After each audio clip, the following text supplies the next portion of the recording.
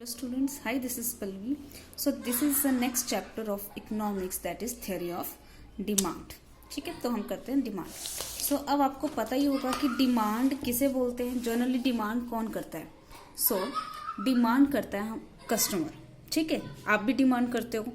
सो हम generally demand किसके लिए टर्म यूज करते हैं कि जैसे आपको घर में कोई चीज चाहिए, ठीक है, तो आप बोलते हो कि ये डिमांड कर रहा है. बट इन इकोनॉमिक्स और हमारी एक नॉर्मल लैंग्वेज में डिमांड का क्या है, डिफरेंट मीनिंग है. कैसे, चलो देखते हैं. सो लिखा है, ordinarily the term desire and demand are used interchangeably. ऐसा करते हैं हम. अगर मैं आपसे पूछूं कि डिमांड क्या है तो आप बोलोगे कि अगर हम बोलते हैं कि मुझे ये खाना है या मुझे ये लेना है तो हम उसको क्या बोलते हैं, डिमांड. लेकिन इकोनॉमिक्स में जनरली हम जो वर्ड डिजायर क्या होती है, हमारी इच्छा. ठीक है, और जो एक्चुअल में टर्म है डिमांड, हम उनको क्या यूज करते हैं, इंटरचेंजेबली यूज करते हैं. कैसे? But in economics the demand has a distinct meaning. लेकिन इकोनॉमिक्स में डिमांड का मतलब ही अलग है. Supposing you desire to have a LED TV. आप एक एलईडी टीवी परचेज करना चाहते हैं but you do not have enough money to buy it. अब देखो, आप घर पे बैठे हो, आप सोच रहे हो कि काश मेरे पास एलईडी टीवी होता, काश मेरे पास ये गाड़ी होती, काश मैं यहाँ जाती, काश मैं ये खरीद लेती. तो आप बोलते हो कि ये बहुत डिमांडेड है, वो डिमांड करती है. लेकिन आप सिर्फ अपने डिजायर बता रहे हो. ठीक है, आपके पास इतना पैसा ही नहीं है कि आप उसको क्या कर सको, परचेज कर सको. तो उसको हम डिमांड नहीं बोलेंगे. ठीक है ना. क्या लिखा है कि you desire to have a LED TV but you do not have enough money to buy it, then the desire will remain just wishful thinking. तो वो आपकी एक डिजायर ही रह जाती है, एक विशफुल थिंकिंग ही रह जाती है. It will not be called demand. उसे हम डिमांड नहीं बोलते. चलो ठीक है, अब एक और चीज एक्सेप्शन लेके चल जाते हैं.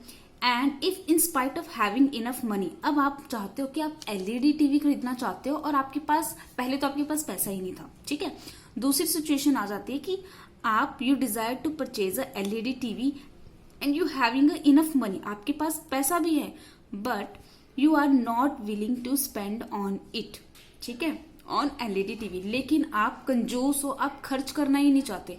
आप क्या कर रहे हो, विशफुल थिंकिंग भी है कि एलईडी टीवी लेना है, आपके पास पैसा ही भी है but you are not ready to spend on it.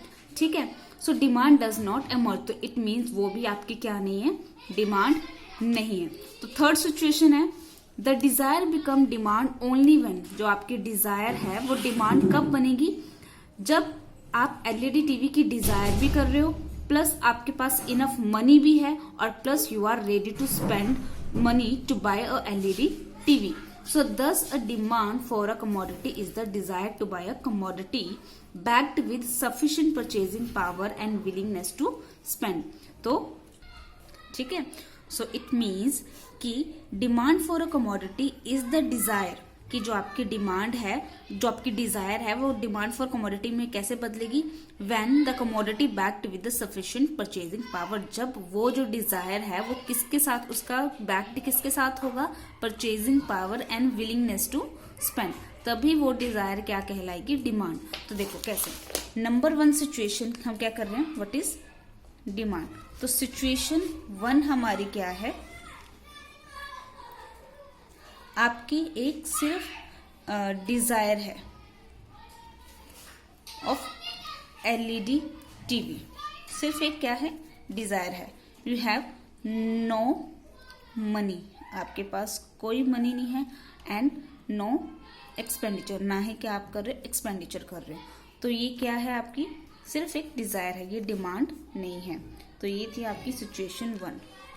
Situation 2, आपकी डिजायर है, अपनी एलईडी टीवी लेना है प्लस आपके पास है इनफ मनी भी. ठीक है, but you are not ready to spend. तो ये भी क्या नहीं कहलाएगी, आपकी डिमांड नहीं कहलाएगी. तो थर्ड सिचुएशन आती है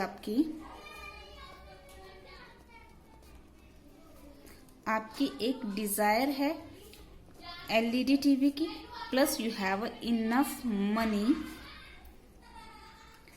plus you ready to spend, ठीक है, तब जाके ये आपकी क्या कहलाएगी, डिमांड।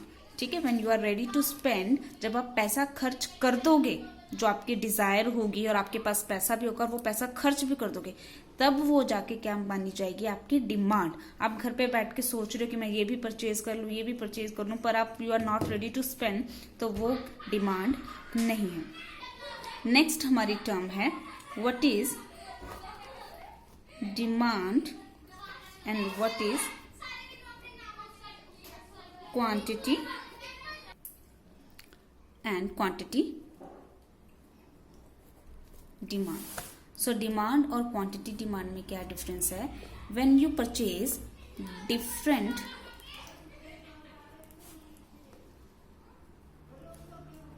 possible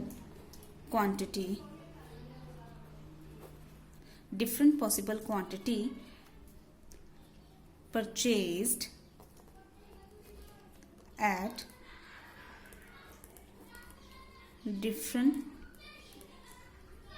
possible prices, तो उसको हम क्या बोलते हैं, डिमांड। अब देखो, जनरली आप देखते ही हो कि अगर आप मार्केट में जाते हो, आपकी किसी भी कमोडिटी 1 kg का प्राइस कितना है, मान लो 80 है, तो आप बोलते हो कि अगर आप कितना लोगे, 3 kg परचेज करने के लिए क्या हो, आप रेडी हो, तो वो आपका प्राइस क्या कर देगा, वो आपका 70 पर kg कर देगा। दैट मीन्स जब आप मोर क्वांटिटी परचेज करते हो तो वो पर केजी के हिसाब से आपका रेट क्या कर देता है, चेंज कर देता है। तो वो मतलब कि जब भी डिमांड बढ़ती है तो प्राइस क्या हो जाता है, कम। तो दैट मीन्स अगर आप 3 kg परचेज करोगे तो आप टोटल कितना दोगे, 210। अगर आप वही 80 के हिसाब से खरीदते तो वो कितना हो जाता, 240। लेकिन जब आपने डिमांड ज्यादा करी, different possible quantities eight different possible prices, demand बढ़ी तो आपका प्राइस क्या हो गया, कम हो गया। ठीक है, लेकिन क्वांटिटी डिमांडेड क्या है, क्वांटिटी डिमांडेड है वह जब आप एक कोई स्पेसिफिक कमोडिटी खरीदते हो, specific commodity purchase at specific rate और प्राइस, तो उसको आप क्या बोलते हो, क्वांटिटी डिमांडेड। जस्ट इनमें एक यही डिफरेंस है। सो क्या लिखा है यहां से, demand refer to a different possible quantity to be purchased at different possible prices of the commodity. Different quantity है, जब क्वांटिटी ज्यादा हो जाएगी तो प्राइस कम हो जाएगा, अगर कमोडिटी कम होगी तो प्राइस ज्यादा हो जाएगा। On the other hand quantity demanded क्या है, specific quantity to be purchased against specific price of the commodity, that's it. ठीक है, सो नेक्स्ट हम करेंगे डिमांड स्केड्यूल। ठीक है, डिमांड स्केड्यूल, तो स्केड्यूल का मतलब क्या होता है, डाटा। जो अब आपने देखा होगा टेबल सा बनता है, उसको हम बोलते हैं डिमांड स्केड्यूल। ठीक है, तो डिमांड स्केड्यूल में आपके दो तरह के आते हैं, एक आता है इंडिविजुअल डिमांड स्केड्यूल और एक आता है आपका मार्केट डिमांड स्केड्यूल। ठीक है, अब देखो डिमांड कौन करता है, कस्टमर। ठीक है, तो इंडिविजुअल डिमांड का मतलब जब आपके सिर्फ एक इंडिविजुअल ही, 1 पर्सन ही क्या करता है, डिमांड करता है, तो आपका एक कैसा टेबल बनेगा, it means demand by only 1 consumer in the market. हम ये अज्यूम करके चलेंगे कि मार्केट में सिर्फ एक इंडिविजुअल ही क्या है, एक हमारा कस्टमर है। और मार्केट डिमांड, मार्केट में हम क्या मान के चलेंगे कि बहुत सारे कंज्यूमर हैं। So demand by more consumer in the market. तो यहां पर एक से ज्यादा कंज्यूमर डिमांड कर रहे हैं, यहां पर सिर्फ एक ही डिमांड कर रहा है। तो इसका हम क्या बनाएंगे, स्केड्यूल का मतलब क्या होता है, डाटा। तो मैं सिर्फ हमने यहाँ पे डाटा बनाना है। तो देखो डिमांड, ठीक है, और यहां पर हम बनाएंगे प्राइस। सो देखो अगर हम एक कमोडिटी खरीदते हैं तो मान लो उसका प्राइस कितना है 5, ठीक है। अब मैं कमोडिटी ज्यादा खरीद रही हूँ तो उसका प्राइस क्या हो जाता है, कम। अगर मैं और ज्यादा खरीदूंगी तो उसका प्राइस हो जाएगा और कम।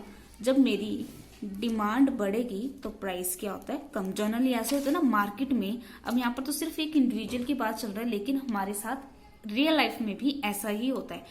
एज अ डिमांड इंक्रीज, जब भी किसी चीज की डिमांड इंक्रीज, मतलब कि अगर प्राइस हमारा कम होता है तो उसकी डिमांड क्या हो जाती है, बढ़ जाती है। जब भी किसी चीज का प्राइस कम होता है, ठीक है, तो प्राइस के कम होने से डिमांड क्या हो जाती है, बढ़ जाती है, ठीक है ना। ऐसे ही होता है ना कि अगर कोई मार्केट में कोई सस्ती चीज मिल रही है तो उसको लोग खरीदने वाले ज्यादा आ जाते हैं। तो as a price down demand will increase, demand क्या हो रही है, इंक्रीज हो रही है। So it means there is a negative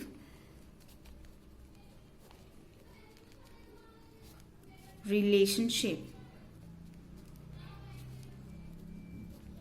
between demand and price. Price और डिमांड में क्या रिलेशनशिप है, नेगेटिव है।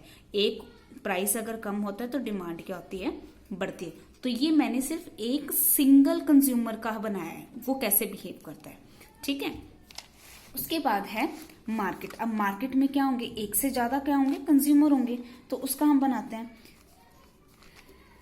मान लो एक कंज्यूमर है डिमांड एक्स और एक है वाई, ठीक है। सो सेम एज हमारा किस में होगा, मार्केट डिमांड में। अब पहले मैंने यहाँ पर डिमांड लिख दी और फिर बाद में प्राइस लिखा, बल्कि पहले क्या आना था, प्राइस आना था। मान लो कि अगर प्राइस ज्यादा है, ठीक है, तो हमने क्या बोला कि मार्केट डिमांड में क्या है, मोर कंज्यूमर है, तो मैं मोर कितने ले रही हूँ, 2 ले रही हूँ, ठीक है, अब इतने ज्यादा ले नहीं सकती। प्राइस कितना है, 5 है। अब डिमांड, जो डिमांड एक एक्स है वो क्या कर रहा है, उसको ये महंगा लग रहा है तो वो कुछ भी नहीं खरीद रहा। और जो वाई है वो कितना खरीद रहा है, 1, क्योंकि महंगा है। जैसे ही प्राइस कम होता है, एक्स 1 खरीदता है, वाई कितना खरीदता है, 2। प्राइस और कम हुआ तो ये 2 खरीद रहा है और ये कितना खरीद रहा है, 3। प्राइस क्या हुआ, और कम हुआ तो क्या हो जाएगा, ये 3, ये 4 और ये कितना खरीदेगा, 4 और 5। तो यहाँ पर भी सेम रिलेशनशिप है। As a price decrease demand क्या हो रही है, इंक्रीज, क्योंकि मार्केट में डिफरेंट तरह के कंज्यूमर है, ठीक है ना। सबका सेम बिहेवियर नहीं होता।